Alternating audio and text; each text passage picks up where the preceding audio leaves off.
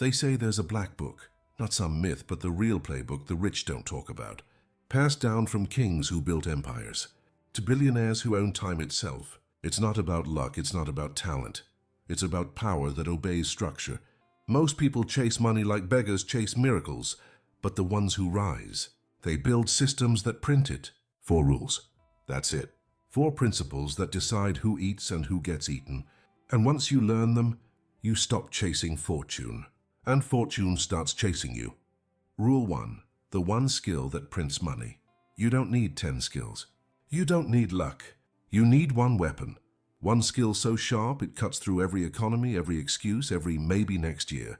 Because in this game, the man with the skill owns the man with the dream. Everybody wants to get rich, a few actually learn how. Most people chase money like it's a lottery ticket. But money ain't luck and it's leverage. And leverage starts with one thing, a money-making skill. See, when you're broke, your biggest illusion is thinking hard work equals wealth. It doesn't. Hard work builds muscle. Skill builds empires. Ask any self-made millionaire. They all mastered one blade first. There are only 4 blades that print real wealth. Selling, the power to move people, ideas, and markets with your words. Sales is the art of emotion. It's mind control in plain sight. The world bends for people who know how to sell. Making, building things people want. Products, codes, systems, designs, whatever. If it solves pain, it pays. Creators are the new kings. Their work multiplies without their time. Designing, shaping beauty, functionality, and desire. The ones who control taste control attention. Apple didn't just sell phones, they sold identity. Hunting, spotting what's underpriced before anyone else does. Investors, deal makers, collectors, they don't make value, they see it first, pick one. That's your battlefield. Most people fail because they're trying to swing 4 swords at once. They spread themselves thin, end up average at everything, great at nothing. But once you choose your lane, the game simplifies. Go where your skill is worshipped. If you pick selling, hang with killers who sell better than you. If they make 100 calls, you make 200. If they close 10 deals, you chase 20. You won't win right away, but you'll get dangerous fast. Volume beats talent. Repetition beats motivation. And obsession beats luck. Every master was a rookie who didn't quit when it sucked. Mr. Beast didn't get lucky. He just didn't stop training the muscle. He treated YouTube like a science. 1 random word a day, 20 video ideas. Most of them trash. But 10,000 bad ideas later, he became untouchable. Or take Warren Buffett, the quiet assassin of Wall Street. He read 4,000 pages a year hunting for one gem. 12 smart bets, that's what built his empire. Not noise, discipline. That's the Machiavellian rule of mastery. Fortune favors the bold, but only when the bold are skilled. You master 1 blade, you build wealth. You master 2, you bend markets. Steve Jobs fused design and persuasion. Elon Musk fused building and selling. You don't have to be the best. Just top 20% at 2 rare skills. That combo makes you unstoppable. But remember, skill without ownership is servitude. A prince fighting for another man's throne is still a soldier. So once your weapon is forged, the next step is claiming your territory. And that, Rule 2, don't rent time, own something. Most people think they're working for freedom. They're not. They're working for rent. Renting their time, renting their life, and calling it security. Freedom doesn't live in paychecks. It lives in ownership. Let's be real. The world trains you to be useful, not powerful. You go to school, get a job, climb a ladder that ends in a cubicle, and you think that's success. But here's the truth. The man who rents his time can never own his future. You can make 6 figures, drive something German, live in a city with a view, and still be a slave to your next payday. Because no matter how high your salary climbs, your hours don't multiply. 24 hours. That's the ceiling. Meanwhile, the rich, they stopped selling hours a long time ago. They sell systems. They sell equity. They own things that pay them even while they sleep. That's the gap most people never cross, and they confuse motion with power. They think being busy means being in control. But a hamster runs all night too. Doesn't mean he's getting anywhere, so how do you break out? 3 letters, CCC code, content capital code. It's not just programming, it's leverage in its purest form. Build once, sell forever. A friend of mine was a designer making $200K a year. Nice life, right? Until he realized he was decorating other men's castles. He quit, built Shopify themes and sold them online. Now his work earns money while he's surfing in Bali. He stopped renting his time and started licensing his genius. Content, that's persuasion gone nuclear. The ability to move millions with one message. Alex Hormozi didn't just write a book. He engineered a movement. In one day, 82 million in sales. No ads, no PR, just leverage. Each video, each post, each word became equity that never sleeps. Attention is the new land. If you own the narrative, you own the market. Capital. Money used as a sword, not a shield. I know a guy who shadowed a real estate shark for 2 years. Didn't make much, didn't care. He learned the game. When he finally broke off, he didn't use his own cash. He used investors' money, found undervalued properties, flipped them, and kept equity. Now he owns buildings instead of invoices. That's the difference. Poor people trade time for comfort. Rich people trade risk for time. A salary feels safe because it numbs fear, but it's a golden leash, velvet heavy and comfortable enough to never escape. Freedom costs discomfort. You pay it once. Servitude costs peace. You pay it forever. So stop renting your power. Turn your skill into something that lives without you. That's what the Medici did in Florence. They didn't labor, they financed labor. Every merchant who won paid them tribute. That's how bankers became kings. You can do the same with digital blood instead of gold coins. Code, content, capital, pick your lane. Each is a machine that multiplies time. That's all wealth really is. But don't get it twisted, ownership doesn't bring instant peace. Once you build something that works, patience becomes your final trial. Because all empires grow at the speed of time, not ambition. Rule 3, wait. Impatient in action, patient in results. Everybody wants the throne. Nobody wants the years it takes to build it. They want the glory, not the grind. But fortune doesn't move on your schedule. She bends only for those who outwait the rest. Patience is the hardest skill in the empire game because it looks like doing nothing. But waiting isn't weakness. Waiting is war. It's the battle between your ambition and your ego, between what you want now and what's actually worth it. Most people will never make it past this stage. They'll learn the skill. They'll build the machine. And right when it's about to take off, they'll quit. Not because it failed, but because it didn't work fast enough. See, everyone's addicted to speed. We scroll fast, eat fast, date fast, fail fast, and we've trained our brains to think success is supposed to be instant too. But success has its own clock. And that clock doesn't tick for the impatient. You can't microwave mastery. You can't rush compounding. Every fortune, every dynasty, every name that echoes took years of invisible work before it looked effortless. I learned that the hard way. Back when I was broke and building, I thought intensity would shortcut time. I changed strategies every week. Every time a result didn't land, I'd scrap the whole system. New logo, new offer, new everything, and guess what? Nothing stuck. Because every time you start over, you reset the clock. You kill momentum. You uproot your own tree before it has a chance to bear fruit. Here's what they don't tell you. Time compounds more than money. The longer you hold a consistent direction, the more the world bends to meet it. That's why the wealthy seem calm. They know they've already planted enough seeds. The impatient keep planting new ones, wondering why nothing grows. The patient? They water the same patch of dirt daily, quietly, until the forest arrives. Let me tell you something about compounding. The first few years feel like nothing. You're pouring water into a black hole. But somewhere between year 3 and 5, it turns. And when it turns fast. The returns come all at once. The world calls it overnight success. You'll know it was 5 years of staying power. That's why Rule 3 exists, because impatience ruins inevitability. Look at Buffett. He built one of the biggest fortunes on earth, not through chaos, through boredom. He read, he waited, he placed 12 smart bets in his lifetime. That's it. 12. Most people can't stick to one plan for 12 weeks. And yet here's the paradox. Patience doesn't mean sitting still. Patience means moving daily without needing proof. Be impatient in action. Wake up early, make calls, study, execute. But be patient in results. Don't demand applause. Don't chase dopamine. That mix right there. Fast execution, slow expectation. That's the killer combo. That's what outlasts everyone else. Think about cathedrals. When the first builder laid stone, he knew he'd never see it finished. He built anyway, because real legacy compounds beyond the builder.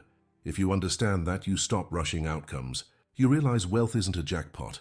It's math over time. You can't outsmart time, but you can outlast everyone who tries to. Let's get real for a second. Waiting hurts. You'll watch others win faster. You'll question if your strategy's broken.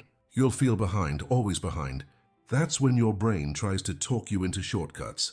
New idea, new hustle, new distraction. But that's how you lose the war. Because when you switch lanes too early, you never see what was waiting at mile 10. Every switch resets your compound interest back to zero. Machiavelli said, "A prince who builds on time builds on the strongest foundation." That's your reminder. Time is your ally, not your enemy. There's something ruthless about patience done right. When you move every day with purpose but no panic, you become unstoppable, because no one can compete with your timeline.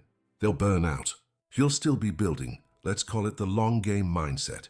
When you play for decades, every small move matters.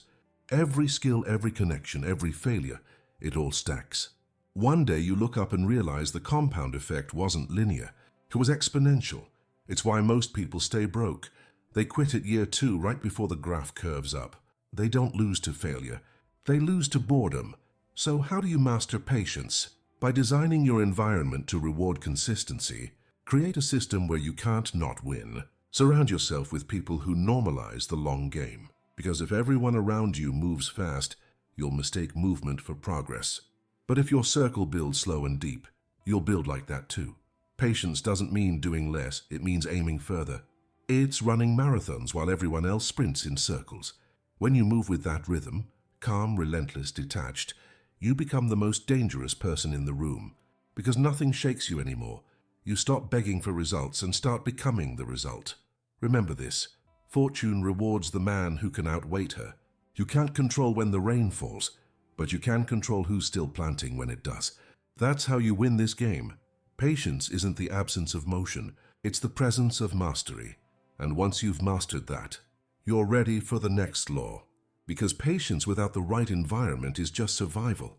To grow faster, you need fire, and fire lives where other winners live. Rule 4. Proximity is power.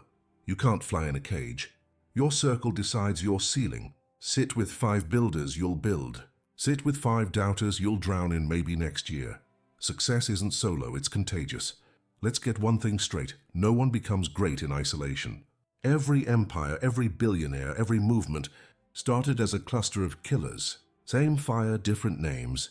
You could be the smartest person alive, but if you're surrounded by comfort, you'll move slow. Mediocrity is louder than ambition. It talks you into rest. That's why Machiavelli told young princes to live among their subjects, to see power up close, to breathe its rhythm. Because distance dulls desire. You need proximity, not inspiration, infection. When you stand near greatness, it gets under your skin. You start thinking faster, expecting more, demanding precision from yourself. That's not motivation, it's osmosis. I used to live in a small city, making small plays. I thought I was killing it, until I moved into a house with 6 entrepreneurs. Tiny kitchen, constant chaos. No sleep, no silence, just strategy, caffeine, and arguments about ads at 3 a.m. That house? It changed my DNA. Their pace rewired my nervous system. I couldn't go back to average after that. Proximity creates pressure, and pressure builds empires. If you want to get rich faster, you don't need another course. You need new surroundings. If your dream is tech, move where innovation breathes. Austin, SF, Singapore, Dubai. If your dream is art or storytelling, go where creativity burns. LA, New York. Seoul, it's not about geography. It's about environmental gravity. See, every room has a frequency. When you walk into a room full of killers, you either rise or get ejected. That's how the game polishes you. But here's the Machiavellian twist. Most people never move rooms because comfort is addictive. They like being the smartest person around. Feels good. Feels safe. But if you're the top dog in your circle, you're already falling behind somewhere else. You don't grow from validation. You grow from competition. The weak want applause. The strong want friction. So check your proximity audit. Who are you learning from? Who's holding you accountable? Who's outpacing you so badly it stings? If your circle doesn't make you slightly uncomfortable, it's not a circle. It's a coffin. Here's what happens when you get proximity right. You skip years of trial and error because you absorb frameworks just by watching. You build network equity. Doors open for you because you're in the room when decisions get made. And most importantly, you normalize greatness. That last one's deadly. Because when excellence becomes your baseline, success stops feeling special. It becomes your minimum standard. Think about the early PayPal crew. Elon Musk, Peter Thiel, Reid Hoffman. They built one company, then split into $10 billion ventures. Was that coincidence? No, that was proximity. Iron sharpening iron. Same story, different era. In Florence, apprentices worked under masters for years before launching on their own. That was strategic proximity, absorbing greatness until it became instinct. But proximity isn't only physical now. Digital changed the game. You can join the rooms where the best minds speak. Twitter threads, masterminds, private groups, podcasts. Your mentors don't need to know your name. You just need to orbit their ideas long enough to internalize their habits. Still, don't just lurk. Participate. The world doesn't reward silent followers. It rewards visible contributors. Show up, add value, be known for something. That's how you move from the audience to the table. And one more thing, don't underestimate subtraction. Sometimes the fastest upgrade is cutting dead weight. Friends who drain your drive. Relatives who confuse realism with fear. You don't owe loyalty to people who sabotage your future. Every minute spent explaining your vision to someone who doesn't get it is a minute stolen from someone who could amplify it. Your environment should feed your ambition, not negotiate with it. Machiavelli said, "There is no avoiding war. It can only be postponed to the advantage of others." Translation, if you don't fight your own comfort, it will defeat you. So fight. Move rooms. Change cities if you have to. Find the spaces where your hunger feels normal, because proximity is time compression. It turns decades into years, years into months. The right room is a time machine, and when you combine that proximity with skill, ownership, and patience, you stop playing catch-up. You become inevitable. That's what Rule 4 teaches. Power isn't built alone, it's built in the company of killers. But even proximity has one final layer, because at some point, you stop seeking energy and start protecting it. And that's the final rule. Rule 5, protect the throne. Getting rich is loud. Staying rich is silent. Anybody can grab the crown. Few can carry its weight without it breaking their neck. Here's the truth nobody wants to hear. Most people aren't destroyed by failure. They're destroyed by arrival. They grind for years to reach the top, and when they finally touch it, they relax. They forget what built them. They forget hunger. That's how empires die, not with a bang, but with comfort. Machiavelli said it best. The wise man must always walk armed, even in times of peace. That's what Rule 5 means. Protect your throne because success attracts enemies you can't see. When you start winning, you stop blending in. You become the mirror people project their envy onto. They'll study you, copy you, question you. And if you're not grounded, they'll shake you off your center before you even notice. You gotta learn to move like a ghost. Visible enough to stay relevant. Quiet enough to stay unpredictable. Because the more power you hold, the less you can speak freely. The spotlight doesn't just warm you, it burns.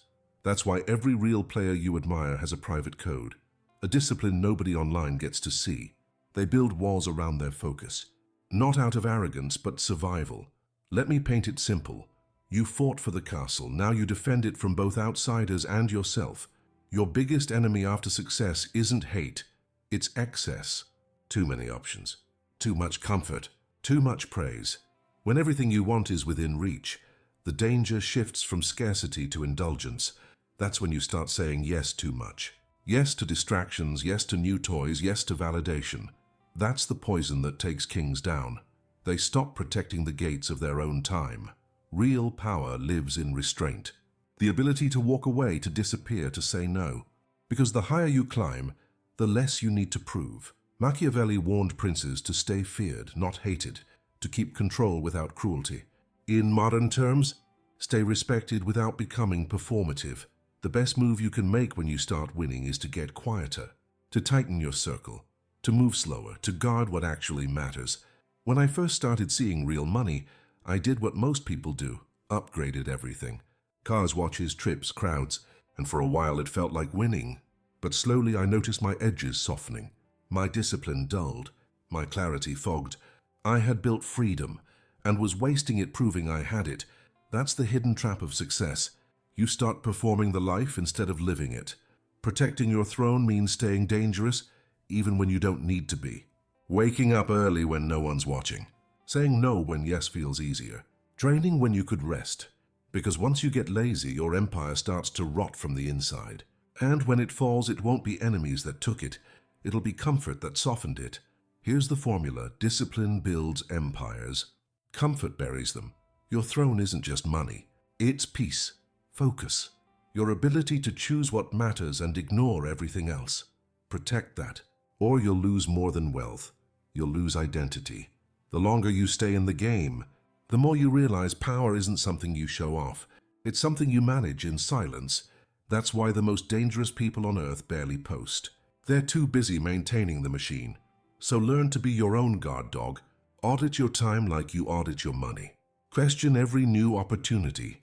If it doesn't serve your mission, it's a threat, no matter how shiny it looks. Protect your systems.